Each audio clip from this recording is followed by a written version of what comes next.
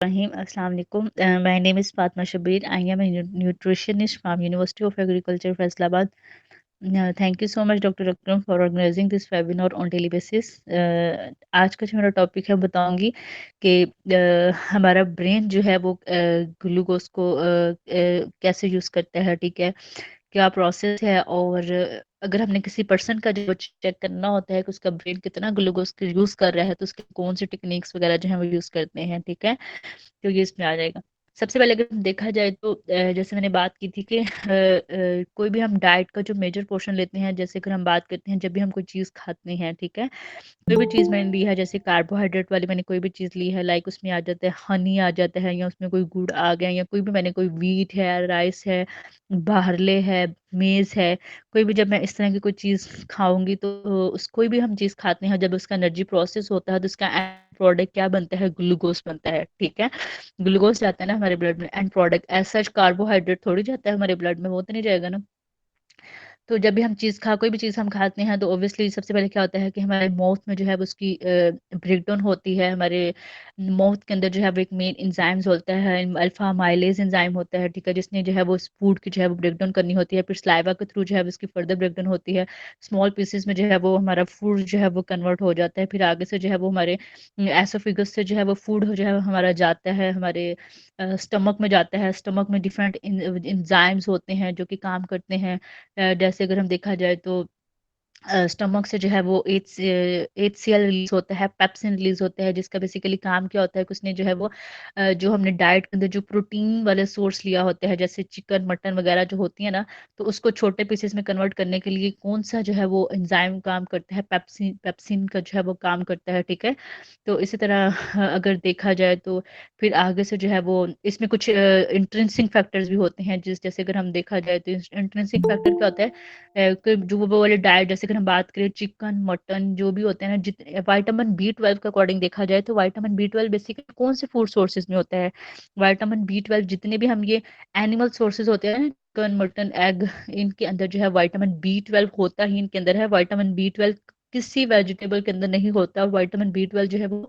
Fruits के अंदर नहीं होता। तो हमारे स्टमक से कुछ इंट्रिंसिक फैक्टर होते हैं विटामिन B12 ऑब्जॉर्प्शन वगैरह, इनकी जो है वो डाइजेशन करनी होती है।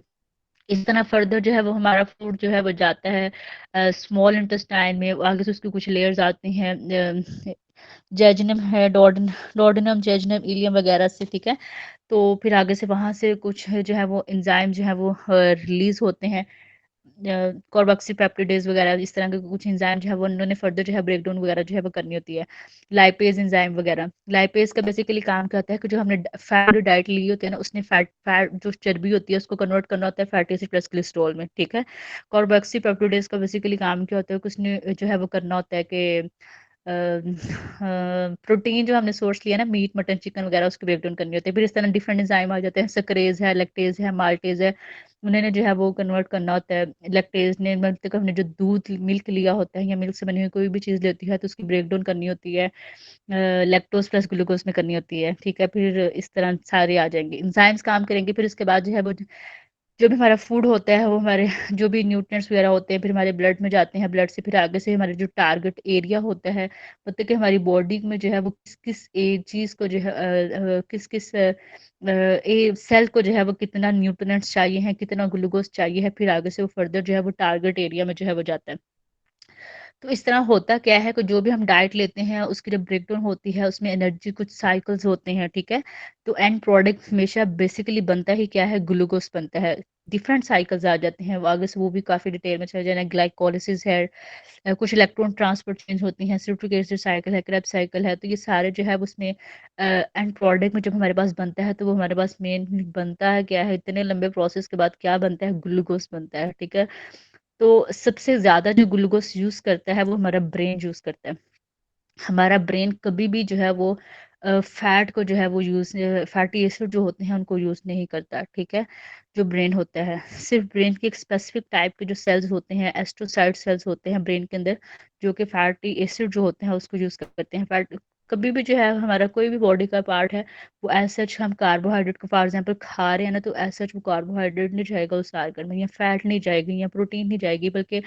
अगर हम कार्ब जाएगा, कार्ब तो उसकी ब्रेकडाउन होगी, वो ग्लूकोज़ की फॉर्म में जाएगा। अगर फैट ले रहे हैं तो फैटी एसिड प्लस कोलेस्ट्रॉल में कन्वर्ट होके फैट जाएगा। फिर इसी तरह अगर हम देखा जाए प्रोटीन है ना, तो उसको आगे से फर्दर देखा जाए तो उसके जो है वो अमाइनो एसिड में जो है वो कन्वर्ट होता है। फिर अमाइनो एसिड जो एसेंशियल होते हैं, कुछ नॉन एसेंशियल होते हैं, फिर आगे से वो एसेंशियल फैटी एसिड वो होती हैं जिनको हमने डाइट के थ्रू लेना होता है, ज़रूरी है। नॉन एसेंशियल क्या होते हैं कि जो हमारी बॉडी के अंदर ऑलरेडी बन रहे होते हैं, उन्हें हमें बाहर से लेने की ज़रूरत नहीं होती। तो इस तरह जो है वो एंड प्रोडक्ट जो बनता है ना, वो फिर जाता है हमारे उस टारगेट एरिया में, ठीक है। इस अगर देखा जाए तो हमारा जो ब्रेन होता है, उसमें हम बात कर रहे थे कि हमारा जो ब्रेन होता है ना, वो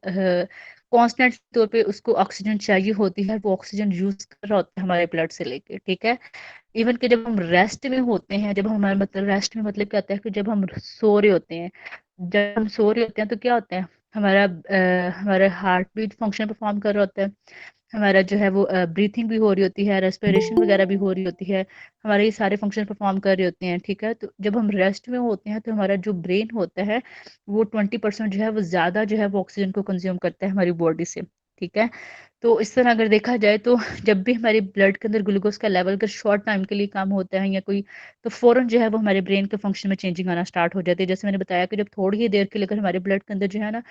ग्लूकोज का लेवल कम आता है, तो पर्सन को क्या होता है कि लिथार्जिक होना स्टार्ट हो जाता है, मेंटली कंफ्यूजन स्टार्ट होना चाहिए, मेंटली जो है वो डिस्टर्ब हो जाता है जब ग्लूकोज का लेवल कम होता है। तो इस तरह अगर देखा जाए तो हमारा जो न्यूरॉन्स होते हैं, जो कि मैसेज जो है वो ट्रांसपोर्ट करते हैं, ठीक है, एक दूसरे में, तो वो भी क्या होते हैं कि वो भी डायरेक्टली कभी भी जो है वो फैटी एसिड को सॉरी लिपिड को जो है वो यूज़ नहीं करते, बल्कि जब ये फैटी एसिड है जिसकी जब भी ब्रेकडाउन होती है, जो भी एंड प्रोडक्ट वगैरह इसकी कीटोन बॉडीज बनती हैं, जिसको जो है वो कहा जाता है बीटा हाइड्रोक्सी ब्यूटारेट। ब्रेन जो है वो ये जो हाइड्रोक्सी ब्यूटारेट होता है इसको यूज़ करता है, लेकिन कभी भी जो है वो हमारा ब्रेन जो है वो फैटी एसिड को एज अ फर्स्ट टाइम जो है वो उसको प्रेफर नहीं करेगा। फॉर एग्जांपल मैंने बात की कि अगर हमने कोई ऑयली चीज़ ली है, तो ब्रेन कभी भी उसको जो है वो फैटी एसिड को यूज़ नहीं करेगा, वो हमेशा ग्लूकोज को ही प्रेफर करेगा। लेकिन नॉर्मली तौर पे क्या होता है कि हमारी बॉडी बॉडी जो होती है वो बहुत हद तक जो है वो अपने आप को बचाने की कोशिश करती है। फॉर एग्जांपल अगर देखा जाए, मैंने कोई भी चीज़ खाई है, कार्ब सबसे पहले जो मेन एनर्जी सोर्स होता है वो ग्लूकोज होता है। मेरी बॉडी सबसे पहले उसको यूज़ करेगा, मेरा ब्रेन, ठीक है।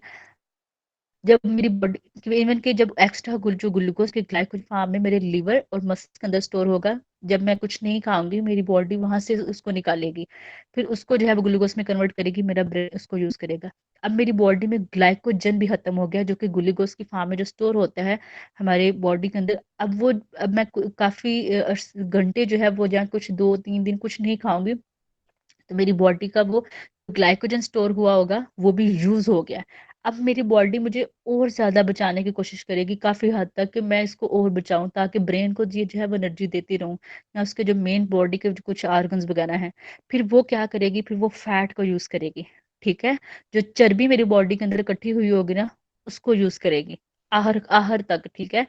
फर्स्ट सोर्स प्रेफर नहीं करेगी, लास्ट पे जाकर जो है वो फैट को यूज करेगी, जो चर्बी इकट्ठी होगी। लेकिन जो चर्बी इकट्ठी रहती है हमारी बॉडी, उसको एज सच नहीं निकाल के यूज करेगी, बल्कि उसकी ब्रेकडाउन होगी, उसकी कन्वर्जन होगी फैटी एसिड प्लस ग्लिसरॉल की फॉर्म में, फिर एनर्जी साइकिल बनता है, इसमें बीटा ऑक्सीडेशन होती है, फिर वहां पे जो एंड प्रोडक्ट वगैरह बनता है beta hydroxy butyrate ketone bodies बनती है, फिर मेरा ब्रेन जो है वो उसको यूज करेगा, ठीक है। जब हम बहुत ज़्यादा प्रोलॉन्ग फास्टिंग करते हैं या स्टारवेशन करते हैं, भूखे रहते हैं, तो जब बॉडी के अंदर बिल्कुल जो ग्लाइकोजन होता है, जो कि हमारे लीवर के अंदर स्टोर हुआ था, जब वो बिल्कुल खत्म हो गया, फिर जाके मेरी बॉडी जो है वो फैट को यूज़ करती है। एज सच बॉडी फैट को प्रेफर नहीं करती, ठीक है। और यहाँ पे ये आता है कि फैट जो होता है, चर्बी जो होती है ना, उसकी ब्रेकडाउन करने के लिए, उसकी ऑक्सीडेशन के लिए 10% ज़्यादा जो है वो ऑक्सीजन चाहिए होती है उसको ब्रेकडाउन करने के लिए। हालांकि ग्लूकोज के लिए जो है वो इतनी नहीं चाहिए होती है, फैट को ब्रेकडाउन करने के लिए ज़्यादा जो है वो एनर्जी प्रोसेस जो है वो चाहिए होता है, ठीक है। तो इट्स मीन फिर अगर हम कोई पर्सन जो है वो जब उसकी बॉडी से फैट भी खत्म हो गई है, फिर एंड प्रोडक्ट जाके प्रोटीन जो होती है ना मसल्स के अंदर जो स्टोर हुई फॉर्म होती है, फिर वो जाकर यूज होती है। तो बहुत सारे जो माल नरिश चिल्ड्रन होते हैं, नरिश्ड मतलब कि जो वेट होते हैं, देखा जाए तो बहुत सारे माल न्यूट्रिशन होने की वजह से ये भी मेन रीज़न होती है कि वो लोग जो कि बहुत अरसे तक, जो बच्चे जो कि कुछ नहीं खाते,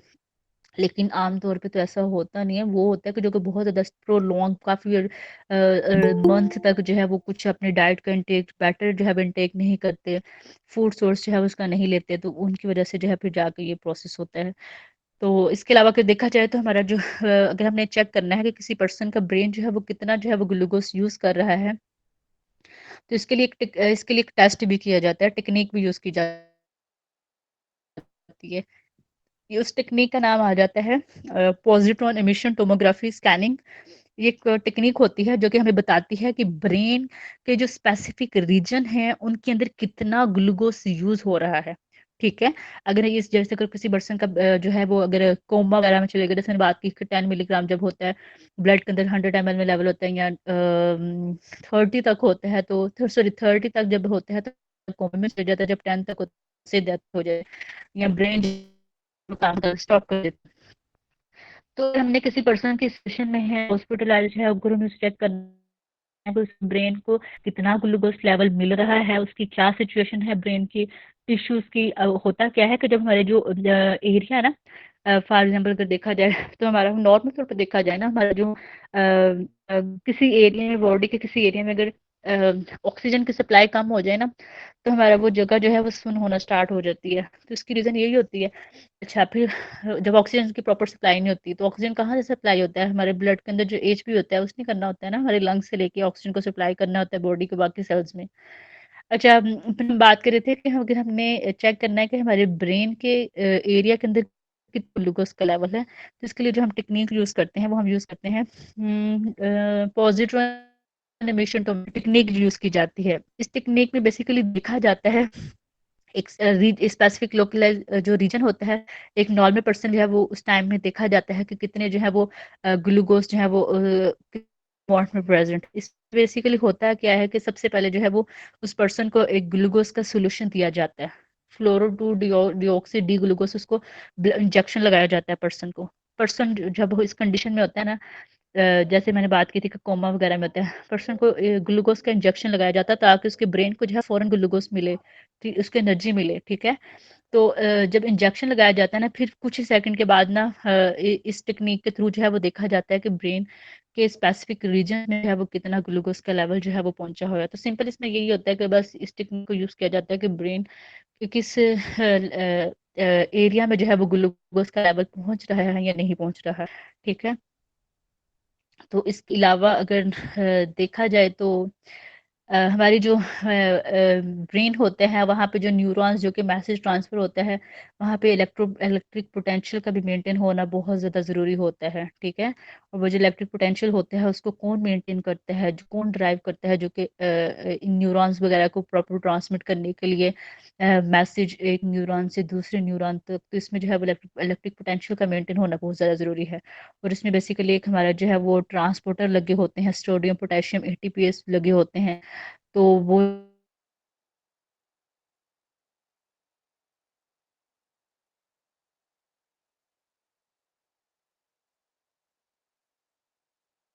एटीपी नहीं बनती, उसने एनर्जी देनी होती है ना, तो जब भी एटीपी की डिप्लीशन वगैरह होती है, तो काफी सारी जो बॉडी की जो ब्रेन की एक्टिविटीज हुई हैं उनमें जो भी जो है वो इफेक्ट जो है वो आना स्टार्ट हो जाता है। तो इन सबको चेक करने के लिए पॉजिट्रॉन इमिशन टोमोग्राफी स्कैनिंग के थ्रू जो है उसको चेक किया जाता है। ओके सर, मेरा टॉपिक कंप्लीट हो गया है।